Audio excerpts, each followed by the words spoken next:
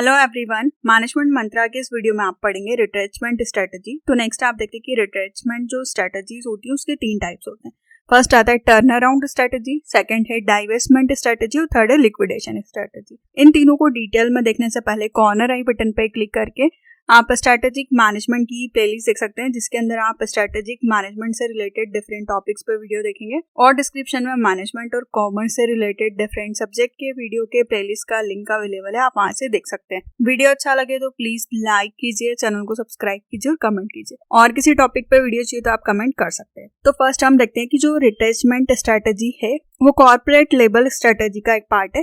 जो retrenchment strategy होती है इसका एम होता है कि कैसे जो हमारी एक्टिविटीज है हम उसको कम करें और जो भी हमारे बिजनेस का स्कोप है हम उसको कम करते हैं, ताकि जो भी हम प्रॉब्लम फेस कर रहे हैं क्या रीजन है हम उसको सॉल्व कर सकें। तो इसमें जो भी हमारी प्रॉब्लम्स है हम उसको सॉल्व करने की कोशिश करते हैं। रिट्रेचमेंट स्ट्रेटजी में आप आपके इंडस्ट्री को, मार्केट को, सबको कम करते हैं, मतलब सारी एक्टिविटीज को आप कम करने की कोशिश करते हैं। फॉर एग्जाम्पल कि जो भी डिक्लाइनिंग इंडस्ट्री और प्रोडक्ट है वो इसका एग्जाम्पल है, like coal mining, cotton, textile, fountain pen, jute, manual typewriters, steam engines. तो ये सब क्या है, रिट्रेचमेंट स्ट्रेटजी का पार्ट है कि जो भी लोग इन प्रोडक्ट को लेके काम करेंगे, इंडस्ट्री काम करी होगी, उनको अब रिट्रेचमेंट स्ट्रेटजी को फॉलो करना होगा, क्योंकि इनका जो स्कोप है वो कम होते जा रहा है। तो आपको लगता है कि इनकी जो एक्टिविटी या इस बिजनेस से आप जितना बाहर आ सकते हैं आप आने की कोशिश करते हैं। तो नेक्स्ट आता है कि कौन सा फैक्टर्स हैं जो कि बताते हैं कि जिनकी वजह से आप डिक्लाइन हो रहे हैं या फिर रिट्रेचमेंट स्ट्रेटजी को फॉलो करें। तो आपके इंटरनल फैक्टर में आता है इनइफेक्टिव टॉप मैनेजमेंट। जो आपका टॉप मैनेजमेंट है वो इनइफेक्टिव है, मतलब वो अच्छी तरीके से काम नहीं कर रहा है। सेकंड आता है इनअप्रोप्रिएट स्ट्रेटजी, जो भी आप स्ट्रेटजी का यूज कर रहे हैं वो सही नहीं है। एक्सेस कैपिटल की जितनी आपको कैपिटल इन्वेस्ट करनी थी आपने उससे ज्यादा कर ली है। हाई कॉस्ट की जो भी आपकी कॉस्ट आ रही है वो बहुत ज्यादा आ रही है। अनप्रोडक्टिव डेवलपमेंट हो रहा है। नेक्स्ट आता है कि क्या एक्सटर्नल फैक्टर्स हैं। तो न्यू डोमिनेंस टेक्नोलॉजी, नई टेक्नोलॉजी आ गई है जो कि डोमिनेंस करते जा रही है। न्यू बिजनेस के मॉडल्स डेवलप हो गए हैं। एडवर्स गवर्नमेंट पॉलिसीज का इफेक्ट आ रहा है।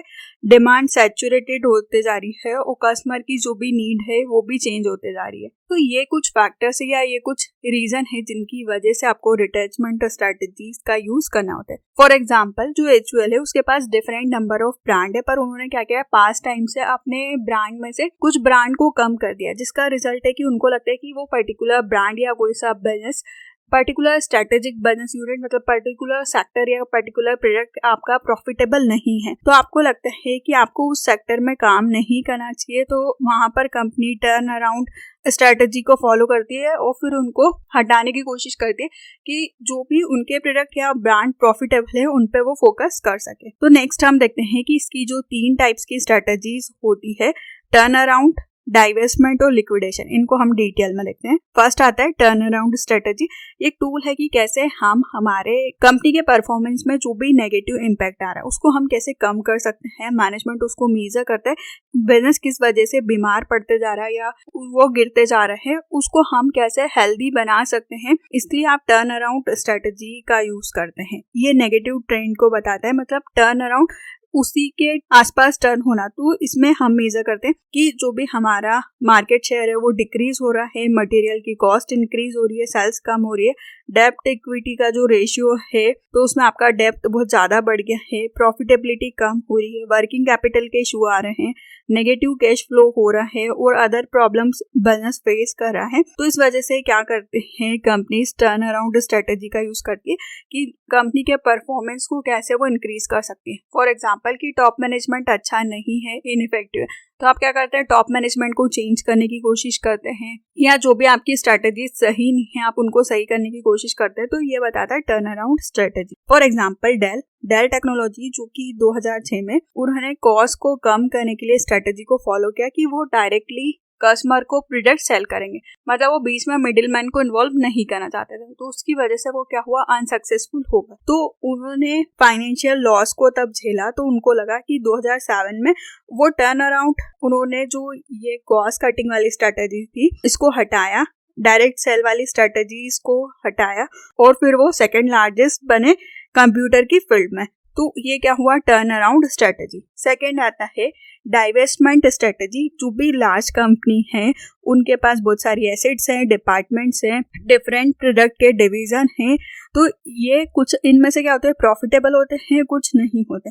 फॉर एग्जांपल कि आप पर्टिकुलर कंपनी 5 प्रोडक्ट्स बना रहे हो तो आपके हो सकता है कि 3 प्रोडक्ट्स प्रॉफिटेबल हो पर 2 नहीं हो। तो इसमें क्या करती है कंपनी, स्ट्रेटजी को फॉलो करती है कि क्या चीजें उनकी लॉस में जा रही हैं, उस पर्टिकुलर पोर्शन को, उस पर्टिकुलर डिवीजन को या एसेट्स को वो सेल करती है। और ये स्ट्रेटजी को तब फॉलो किया जाता है जब उन्होंने टर्न अराउंड स्ट्रेटजी को ऑलरेडी कर लिया होगा, तब वो फेल हो जाती है, उनका कुछ अच्छा रिजल्ट नहीं आता है, तब वो डाइवेस्टमेंट की स्ट्रेटजी पे जाती है।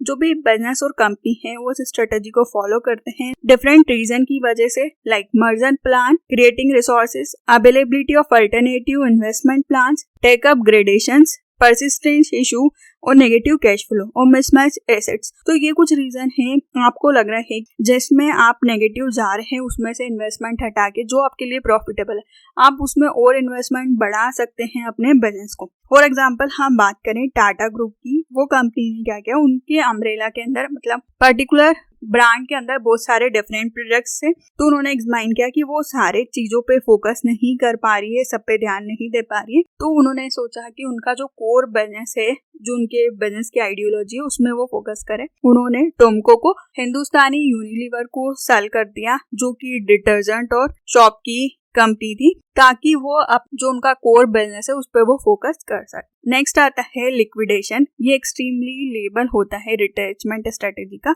जबकि आपको परमानेंटली अपने बिजनेस को बंद करना होता है, अपनी सारी एसेट्स को बेचना होता है। मतलब इसमें आप सारी संपत्तियों को बेच के आपको लगता है कि आप कर्जा चुका सकते हैं तो आप वो चुकाते हैं ताकि आप बैंकरप्ट ना हो, डेप्ट में ना जाए। तो ये लिक्विडेशन फाइनल सॉल्यूशन होता है जब भी आपको लग रहा है कि जितना आप कमा नहीं रहे हैं उससे ज्यादा आप गंवा रहे हैं, मतलब आपका बिजनेस जब बहुत ज्यादा लॉस में चल रहा है, तब आप इसमें देखते हैं कि आपको लिक्विडेशन स्ट्रेटेजी को फॉलो करना है। जो स्मॉल बिजनेस होते हैं वो लिक्विडेशन स्ट्रेटेजी का यूज करते हैं, लार्ज कंपनी नहीं करती, क्योंकि उनके पास बहुत सारे suppliers, creditors, trade union, financial institutions और गवर्नमेंट डिपार्टमेंट्स होते हैं उनको सपोर्ट करने वाले। For example online e commerce में आपका जो स्टोर पे ट्रैफिक आता है वो आना कम हो जाता है, तो आपके एक्सपेंसेस इंक्रीज हो जाते हैं, आपकी अर्निंग से ज्यादा आपके एक्सपेंसेस लग रहे हैं, तो मैनेजमेंट को लगता है कि वो लॉस में या डेप्ट में जाने की वजह उस पर्टिकुलर बिजनेस को बंद कर दे। तो ये होता है लिक्विडेशन। तो इस वीडियो में आपने पढ़ा कि रिट्रेचमेंट की क्या स्ट्रेटजीज होती है,